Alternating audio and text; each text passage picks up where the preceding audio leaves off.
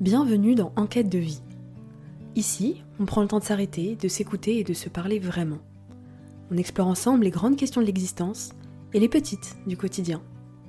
Pas de réponse toute faite, juste des voix qui se rencontrent pour partager sur des sujets de vie qui nous lient tous et peut-être pour y trouver quelques réponses.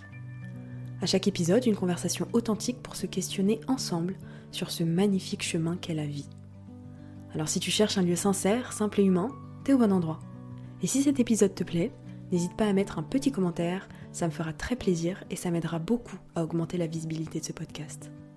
Alors installe-toi confortablement, on commence. Bonjour et bienvenue dans ce nouvel épisode de Enquête de vie. Aujourd'hui, on va parler timidité. Je ne sais pas si parmi vous, il y en a qui sont timides ou qui l'ont été quand ils étaient plus petits. Mais moi, c'était mon cas. Quand j'étais petite, j'étais très timide. Pendant longtemps, je pensais que c'était juste ma personnalité, que c'était comme ça, que c'était un trait de caractère parmi d'autres. Mais en fait, assez vite, je me suis rendu compte que ça me plaisait pas d'être comme ça. Alors bien sûr, ce n'est pas du tout mauvais d'être timide, mais j'aimais pas en fait. J'aimais pas ce que j'étais, j'aimais pas être timide parce que ça me mettait dans des situations de malaise terribles. Et en fait, j'avais conscience que j'étais timide, je savais, bon forcément il y avait le regard des autres, je savais qu'on me voyait comme ça, moi je le ressentais, et au fond ça me mettait vraiment très mal à l'aise. Je me souviens que chaque fois que quelqu'un me parlait, je ressentais cette espèce de gêne, ce blocage qui m'empêchait d'être moi-même. Je n'arrivais pas en fait à tenir la discussion juste, je sais pas, j'arrivais pas à renvoyer les questions, j'arrivais pas à faire vivre la discussion. Poser une question, j'étais oui. Ou alors non, ou alors je sais pas, mais j'arrivais pas à renvoyer la discussion à l'autre personne pour que la discussion dure dans le temps en fait, même une discussion de genre 5-10 minutes. Et je me disais mais pourquoi j'arrive pas à parler normalement, pourquoi quand on me parle j'ai le cœur qui bat, pourquoi ça me donne chaud, pourquoi j'ai peur comme ça de prendre la parole, pourquoi je me sens toute petite alors que j'ai des choses à dire en plus, j'avais des choses dans ma tête, j'avais envie de répondre mais je sais pas, les mots ne sortaient pas. J'aimais pas du tout cette partie-là de moi parce qu'elle me rendait prisonnière. Je me sentais pas libre en fait. Alors c'est moi qui m'emprisonnais toute seule, mais ça j'ai mis du temps à le comprendre.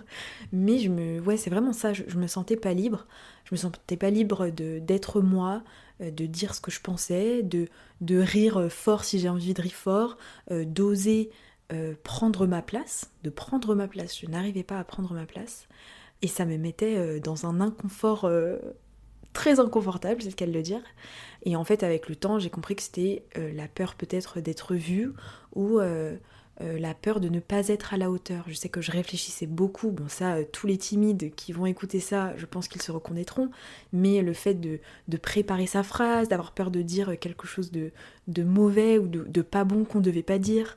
Et en fait, à force de la préparer dans sa tête, on stresse. Enfin, moi, ça me faisait monter le stress.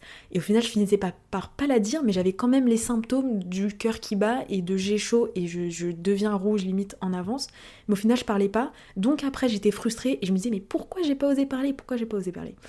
Bref, et donc aujourd'hui, j'avais envie de vous raconter justement tout ce petit chemin, ce passage de la timidité à la liberté d'être qui on est et de s'exprimer comme on le souhaite. Pas la liberté du tout de tout dire ou de d'un coup du jour au lendemain parler fort, etc. Parce que bon voilà, il y a des traits de caractère et chacun est différent. Ou de devenir quelqu'un d'autre ou quoi, pas du tout.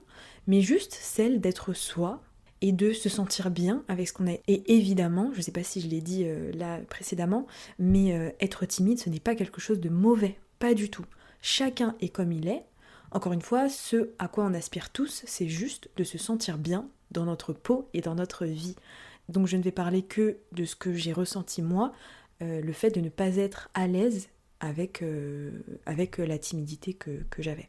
Donc comme je l'ai dit, c'est vrai que depuis que le plus loin que je me souvienne quand j'étais petite, j'ai toujours été timide. Pour moi, j'étais comme ça. Et je pense d'ailleurs, en ayant fait un travail un peu sur certaines choses et en ayant discuté aussi de ça avec mes parents, et là mon frère il va peut-être rigoler s'il écoute cet épisode, mais je pense que ça vient du fait que mon frère prenait beaucoup de place quand on était petit, et ma mère me racontait que chaque fois que je voulais parler, mais en fait il me coupait la parole et que j'avais pas du tout d'espace pour m'exprimer. Et elle m'avait même dit, bon maintenant on en rigole, mais elle m'avait dit il y avait peur que tu ne parles jamais parce qu'en fait tu ne pouvais pas t'exprimer. Et du coup chaque fois que tu essayais de parler, de commencer une phrase, ton frère il te coupait et donc je parlais pas en fait, je ne parlais pas. Et il n'y a aucun problème avec mon frère, je veux dire, on s'entend hyper bien et tout, il n'y a aucun problème. Maintenant, ça a bien changé et je me souviens même pas moi-même, en fait, de ces moments-là où il me coupait la parole soi-disant et où moi, j'arrivais pas à parler. Mais en tout cas, je suppose que même si consciemment, je m'en souviens pas, je pense que ça peut venir en partie de cette période-là, quand j'étais petite, où je n'avais pas l'espace pour m'exprimer au sein de la famille et avec mon frère. Donc ce n'est la faute de personne, c'est juste la vie, les équilibres familiaux, et chacun en ressort avec ses petits défis personnels. Le mien, il faut croire que c'était celui de ne pas pouvoir oser, et justement d'apprendre à prendre ma place, et comment, de quelle manière je voulais prendre cette place au sein des groupes, et même pour moi-même. Après, je me suis aussi demandé, parce que ça a été mon chemin de me sentir mieux je n'ai pas éradiqué ma timidité, hein. Elle est toujours là, mais disons que je l'ai adoucie, je l'ai un petit peu mise en sourdine pour qu'elle me laisse la place aux parts de moi qui a envie de s'exprimer de le faire. Mais je me demande, est-ce que ça c'est une question que je me pose, parce que vous avez répondu, je sais pas, est-ce qu'on peut être vraiment épanoui quand on n'ose pas parler ? Encore une fois, ça a été mon chemin d'être mieux en osant parler, mais peut-être qu'il y a des gens parmi vous qui sont timides et qui sont épanouis de cette manière-là, des gens qui ne parlent pas beaucoup, des gens qui sont stressés de parler au sein des groupes, qui sont stressés de parler à l'oral, qui sont stressés même d'une simple conversation avec quelqu'un. Est-ce que parmi vous, il y en a qui sont épanouis de cette manière-là ? Je serais curieuse de lire vos réponses en commentaire, parce que justement ça permettrait d'avoir peut-être d'autres visions de gens qui vivent leur timidité très très bien en fait. Et ce qui est génial, c'est que je pense qu'aujourd'hui, j'ai réussi à dater le moment précis où ça a shifté, où j'ai eu un déclic. Ça date du collège, quand je suis arrivée en 3e. En fait, il se trouve que quand on était en 4e, avec des copines, on était un groupe de 6 copines, je crois, si je me trompe pas. Et on avait le droit chaque année de faire une lettre pour être avec 2 de ses amis, pour être dans la même classe l'année suivante. Donc moi j'avais mes 2 meilleures amies, bon on était un groupe de 6 amis, mais on s'était dit venez, on va essayer de dévier le système, de faire une technique trop géniale qui va marcher. On va chacune mettre 2 prénoms, et comme ça en fait ça va faire un cercle, donc au final ils vont se dire ah celle-là va être avec celle-là et celle-là, celle-là avec celle-là et celle-là, bon, et on va toutes finir dans la même classe. Sauf que ça ne s'est pas du tout passé comme ça, hein, c'était évidemment prévisible, mais c'est pas grave, on était optimistes à cette époque. Et on s'est retrouvés en classe de 3e, je me souviens très bien, le jour de la rentrée. Ils appelaient chacun, je crois, prénom par prénom, hein, pour qu'on se classe, pour qu'on se mette en rang en fonction de nos classes. Et en fait, je me suis retrouvée, on s'est toutes retrouvées splittées dans des classes, et ce qu'ils avaient fait, à peu près, je crois qu'ils nous avaient mises par binôme, donc en fait, on était 2-2-2. Si je me trompe pas encore une fois, parce que des fois je me souviens pas trop bien des trucs. Et donc en fait, mes 2 meilleures copines du groupe de 6, je suis pas tombée pour la première année, j'étais pas avec elles dans la classe. Et il se trouve que ça a été... Alors au début j'étais un peu dégoûtée, je me suis dit mais comment je vais faire sans mes 2 meilleures amies, etc. Et en fait, c'est grâce à ça, je vous promets, c'est grâce à ça.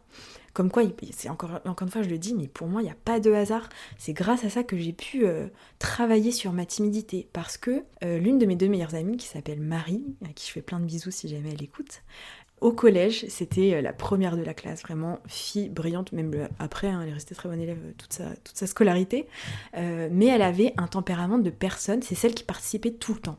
Et en plus, elle participait, mais elle avait tout le temps la bonne réponse, et d'ailleurs, on en a reparlé ensemble il y a pas longtemps, parce que je me souviens qu'il y a des moments, c'est genre de fille, genre elle est en cours, elle parle grave, mais là, la prof, elle pose une question, toi t'as rien écouté, t'es out. Elle pose une question, Marie, d'un coup, elle tourne la tête, elle lève la main, tu te dis c'est pas possible qu'elle ait la bonne réponse, et elle a la réponse tout pile, toute juste. Donc vraiment, je suis hyper admirative de ça, je n'ai jamais compris comment elle faisait, et pour parler, et pour écouter le cours. Enfin, vraiment, bravo à elle. Et moi, en fait, ça m'allait très bien, parce que du coup, en cours, évidemment, je détestais participer en classe, et elle levait tout le temps la main. Donc en fait, il y avait toujours un petit groupe de gens qui levaient plus la main que les autres. Mais du coup, il se trouve que, vu que j'ai été séparée d'elle en 3e, je me suis retrouvée dans la classe où il n'y avait plus cette énergie de Marie qui levait la main toujours pour nous sauver tous et avoir la bonne réponse face au prof qui posait une question. Et en fait, à ce moment-là, alors c'est pas venu tout de suite les premiers jours dans l'année, mais c'est venu quand même assez rapidement, où j'ai compris que tant que quelqu'un d'autre occuperait l'espace, moi je ne le prendrais pas. Et c'est pas du tout négatif, parce que, encore une fois, Marie, moi c'est ma meilleure amie, je l'adore, c'est mon bébé, et je suis hyper admiratif, je l'admire pour énormément de choses, et je la trouvais géniale, justement, en fait, je voulais être comme elle, parce que je trouvais ça tellement courageux et fort jusqu'elle arrive à lever la main en classe, chose que je galérais à faire, où vraiment je devais prendre sur moi, ça me faisait des coups de chaud en plus, enfin le peu de fois où je le faisais. Mais simplement, j'ai compris que si jamais je sortais pas de ma zone de confort et s'il n'y a pas quelque chose qui me forçait à en sortir, et tant que moi je me disais pas, bon là faut que tu prennes ta place, en plus t'en as l'occasion, donc force-toi, ben en fait je prendrais jamais ma place. Et donc au début de l'année, j'ai décidé de me donner la permission de m'exprimer et d'exister un peu plus. C'était en aucun rapport avec les autres gens dans la classe, c'était vraiment moi, face à moi-même, comment je ressentais ma place au sein de la classe et comment je voulais vivre mon expérience dans cette classe. Et je voulais la vivre justement différemment et de manière beaucoup plus... en étant plus à l'aise dans la classe. Et la grande victoire que j'ai eue cette année-là en 3e, et je m'en souviendrai toute ma vie entière, c'est que de toute ma scolarité, depuis que j'étais toute petite, j'avais chaque trimestre écrit sur mon bulletin « manque de participation ».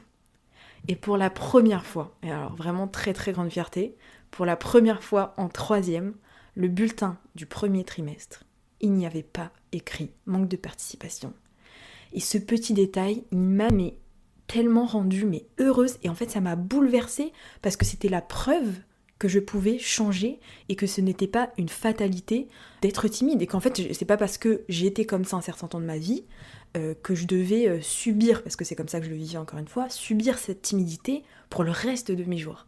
Et la victoire, je vous jure, je me souviens que j'avais dit à mon père, regarde, pour la première fois de l'année, à ma mère aussi, pour la première fois de ma vie, il n'y a pas écrit manque de participation et tout, je vous jure, rien que d'y repenser là, mais j'étais tellement heureuse, c'était incroyable, et encore une fois, peut-être que les timides savent combien, mais c'est un pas de fou, parce qu'on en avait marre là de voir cette phrase écrite avec manque de participation, donc pour moi c'était le pas de géant de ma vie entière. Et en fait, pour arriver à cette petite énorme victoire, j'ai commencé à me mettre volontairement, au début de l'année, dans des situations inconfortables. Alors oui, c'était inconfortable à vivre, c'est sûr, mais je me suis dit, les choses elles bougeront pas si moi je bouge pas, parce que ma timidité elle me concerne que moi, donc si moi je suis mal avec ça et que je fais rien pour changer, bah ça changera jamais. Et donc je me suis vraiment dit, il faut que je sorte de ma zone de confort pour agrandir ma zone de confort, pour que cette zone d'inconfort qui est aujourd'hui présente, qui est le fait de parler en public, de maintenir des conversations, etc., il faut que ma zone de confort s'agrandisse pour qu'en fait je devienne... je me sente dans le confort en étant dans cette zone de base d'inconfort. C'était un peu vague, mais vous avez compris l'idée.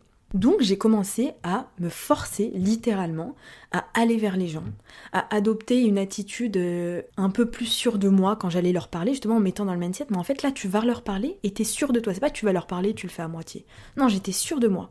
J'ai commencé à poser des questions, à tenir des discussions, à me forcer en fait à renvoyer dans les conversations, à poser des questions en retour pour que la personne me réponde et que l'échange se fasse. Et même si je tremblais, des fois je tremblais physiquement, hein. Je pouvais avoir mes mains qui tremblaient, alors je le cachais et tout, mais ça se voyait, je pense que j'étais pas à l'aise, mais pas grave, moi je faisais mon petit travail. Et en fait j'étais super stressée à chaque fois, mais au fur et à mesure c'est devenu plus naturel. Et il y a plein de petites choses comme ça donc, que j'ai commencé à faire. Après, il y a eu plein de petits défis que je me suis donnés. Alors, encore une fois, je le répète, c'était hyper désagréable, hein. C'était vraiment pas fou. Mais je sentais que ces moments désagréables où je me forçais un peu à faire les choses dans lesquelles j'étais pas à l'aise, je sentais que sur le long terme, ça allait me faire du bien. Je sais pas comment vous dire. Et donc, il y a une fois, je faisais latin, je sais même plus si c'était en 4e ou en 3e, mais j'ai fait latin. Et en fait, on avait une pièce de théâtre à faire pour la fin de l'année.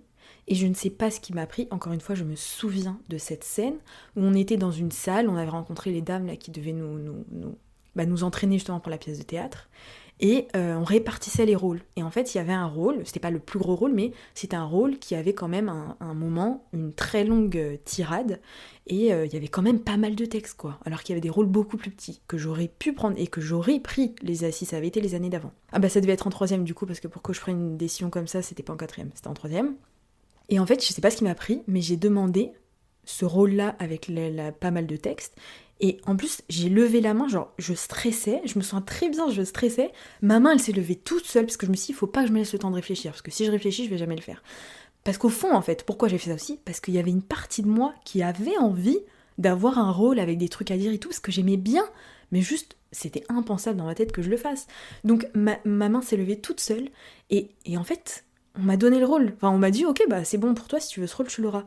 Et quand j'ai su que je l'avais, Mais j'ai eu envie mais je me suis dit, mais dans ma tête, je me suis dit, mais attends, qu'est-ce que t'es en train de faire là? Mais qu'est-ce que tu viens de faire et tout? Tu vas paniquer, tu vas jamais être capable de le faire. Pourquoi t'as pris ça? Ça va juste te faire stresser. T'as plus de textes à apprendre, c'est très bien que t'es timide et tout. Enfin bref. Mais quand même, malgré le fait que j'ai eu plein de peurs qui sont montées d'un coup, ce jour-là, et tous les jours après qui ont suivi en m'entraînant à mon texte, en m'entraînant sur mon texte, pardon, et même le jour J, la représentation de théâtre, je me suis sentie vivante, je me suis sentie tellement fière de moi, et je me suis sentie libre, libérée en fait de mes propres chaînes que j'avais dans ma vie et que j'avais face à l'expression de ma parole, ma voix, etc. Et donc depuis cette année-là en troisième, il y a tout qui a changé parce que j'ai juste fait un petit pas, mais en fait j'ai gravi la montagne sans m'arrêter jusqu'à arriver à un stade où en fait je me considère plus du tout aujourd'hui comme timide. Donc ça fait beaucoup de bien. Et en fait, je me suis demandé longtemps d'où est-ce que venait cette timidité. Donc il y avait cette histoire avec mon frère, mais la timidité, c'est aussi souvent une peur du regard des autres, une peur du jugement, un grand manque de confiance en soi, évidemment. C'est aussi peut-être une peur d'être rejeté, c'est une partie de nous qui cherche peut-être à se protéger, c'est avoir grandi avec l'idée que prendre la parole, c'était risqué, qu'on pouvait se tromper, qu'on pouvait être moqué, ou juste, pire, ne pas être entendu. Moi, il y a des fois, je prenais la parole, alors ça c'est ma pire hantise, et ça m'arrive encore aujourd'hui, et ça me met encore aujourd'hui toujours très mal à l'aise, c'est quand t'hésites un peu à prendre la parole, et tu prends ton courage à 6 mains là, et au final, vu que t'as pas osé à 200%, tu parles pas très fort ou je sais pas, et en fait on t'entend pas, ou alors il y a quelqu'un qui parle en même temps que toi, parce que la personne, elle s'exprime plus fort, donc en fait personne fait gaffe à toi, et là tu te sens seule, en mode, j'ai osé parler, et au final il y a vraiment personne qui m'a écouté quand même, donc j'ai fait le pas, mais j'ai pas la fierté derrière de m'être dit ouais trop bien, je suis sortie de ma zone de confort. Bref, encore une fois, je le redis, ce n'est pas du tout mal d'être timide, mais on peut apprendre à s'en libérer, il faut le savoir, parce que moi j'ai longtemps pensé quand j'étais petite que que j'allais être comme ça toute ma vie en fait, que c'était mon trait de caractère et que j'allais rester mal à l'aise toute ma vie. Et ce qu'il faut pas oublier non plus, c'est que cette timidité, elle ne veut pas nous enfermer. En vérité, personne n'est né timide. Les bébés, quand ils naissent, ils pleurent sans s'arrêter, ils n'ont pas peur de se faire entendre, hein. Ils peuvent crier pendant des heures et pleurer pendant des heures. Tant qu'on les écoute pas, tant qu'ils n'ont pas eu ce dont ils avaient besoin, ils s'en fichent de dire « Ah, je fais trop de bruit ». Franchement, ils s'en fichent. La timidité, on l'est devenue un jour, quand on a peut-être eu peur d'être soi, ou pour d'autres raisons, comme j'ai pu l'évoquer avant, le fait d'être jugé, ou dans sa famille ou de ses amis ne pas avoir eu l'espace pour le faire, pour parler, etc. Mais voilà, encore une fois, ce qui est très chouette, c'est de se rendre compte que dans toutes ces situations un petit peu inconfortables de la vie, il y a des choses positives à tirer et rien n'est figé. Voilà, rien n'est figé, je l'avais déjà dit dans un autre podcast, mais tout peut toujours changer, si on a envie que ça change bien sûr, en osant, voilà pour la timidité, en osant un peu plus chaque jour, oser parler même si notre voix elle tremble, ça en plus ça met mal à l'aise, parce qu'on entend que notre voix elle tremble, donc on se dit mais la personne va s'en rendre compte, mais c'est pas grave, faut parler quand même, oser lever la main même si notre cœur il bat à 2000 à l'heure et qu'on a envie de la baisser à chaque instant, mais il faut la garder levée, et c'est pas grave si on dit une mauvaise réponse, et en plus je trouve ça encore plus frustrant, et encore une fois les timides vont se reconnaître je pense, c'est quand on a envie de lever la main, et vraiment là on commence à stresser et tout, on dit vas-y mais j'ai la bonne réponse et tout, je veux lever la main, mais au fond, vu qu'on n'a pas confiance en nous, on n'est pas sûr, et quand bien même on n'a pas la bonne réponse, on a peur de se tromper, et ben on hésite, on stresse quand même, moi j'avais quand même des coups de chaud à ce moment-là, au final on lève pas la main, là à côté t'as quelqu'un qui lève la main, qui s'en fout, qui donne la réponse, et au final c'était exactement la réponse que t'avais, et au final t'es dégoûté, et c'est hyper frustrant, voilà, c'était hyper frustrant, je sais pas comment les autres le vivent, mais moi ça m'énervait, et c'est dans ces moments-là que je me disais mais vas-y, faut que je fasse quelque chose pour changer, parce que c'est insupportable. Enfin bref, je ne suis pas devenue non plus une extravertie, je ne vais pas changer du jour au lendemain, je ne prends toujours pas un plaisir fou à prendre la parole en public, je ne suis pas celle qui va le plus parler dans les groupes, et encore ça dépend des fois. C'est vrai que j'aime bien aussi observer en fait, et des fois me faire plus discrète, parce que j'ai rien de spécial à dire, ou alors que dans un groupe je me sens pas forcément 100% à ma place, donc je préfère me mettre en retrait, observer plutôt que juste parler pour parler. Mais ça m'a libérée, en tout cas, vraiment je me sens libérée de ce poids que j'avais de ne pas oser, parce que ça ne dépendait que de moi, de ne pas oser m'exprimer comme je le voulais. Donc je me sens plus moi, je me sens moins enfermée dans mes peurs, j'ai le sentiment d'avoir élargi ma zone de confort, et ça fait du bien en fait. Et je me sens beaucoup, beaucoup mieux comme ça aujourd'hui. Et c'est pas grave s'il y a des fois encore des situations où ma voix tremble et où j'ai des coups de chaud, etc. Probablement que ça va m'arriver jusqu'à la fin de mes jours. Mais c'est pas handicapant. C'est pas du tout handicapant, je peux vivre avec et je suis plus du tout au stade où je n'arrive plus à tenir une conversation avec quelqu'un. Plus du tout. Et c'est hyper, hyper agréable. Donc voilà, s'il y a une chose à retenir, c'est que sortir de cette timidité, ce n'est pas devenir quelqu'un d'autre, c'est juste enlever couche après couche, les couches de peur, de honte, de doute, de manque de confiance en soi, de peur d'être jugé, moqué, etc. Et en fait, toutes ces choses-là, ce sont des choses qui nous rendent prisonniers et prisonnières. Et de les enlever, ces couches, au fur et à mesure, ça nous permet de devenir un peu plus nous et de nous libérer pour encore une fois tendre vers une vie et tendre vers quelque chose, une façon d'être qui nous convient mieux et avec lequel on se sent mieux. Mais en tout cas, chacun d'entre nous, chacun d'entre vous mérite d'être entendu, même si des fois on a l'impression que ce qu'on va dire c'est inutile, c'est inintéressant, ce n'est que votre jugement et je suis sûre qu'il y aura toujours des gens pour trouver que ce que vous racontez c'est hyper intéressant. C'est même pas intéressant, on a besoin de sortir des trucs scientifiques, de savoir de je sais pas quoi, mais juste partager en fait ce que vous êtes. Et vive les timides, vive les gens qui ne sont absolument pas timides, il faut de tout pour faire un monde et c'est ça qui est beau. Tout ce que je vous souhaite, c'est encore une fois de tendre vers le plus d'épanouissement possible et de tendre vers la version la plus alignée avec qui vous êtes. Voilà, j'espère que cet épisode vous aura plu, peut-être que certains d'entre vous se seront reconnus, n'hésitez pas à répondre au petit sondage en dessous du podcast. Je vous envoie plein de bonnes ondes, plein de bonnes énergies et je vous dis à très bientôt dans un nouvel épisode d'Enquête de vie.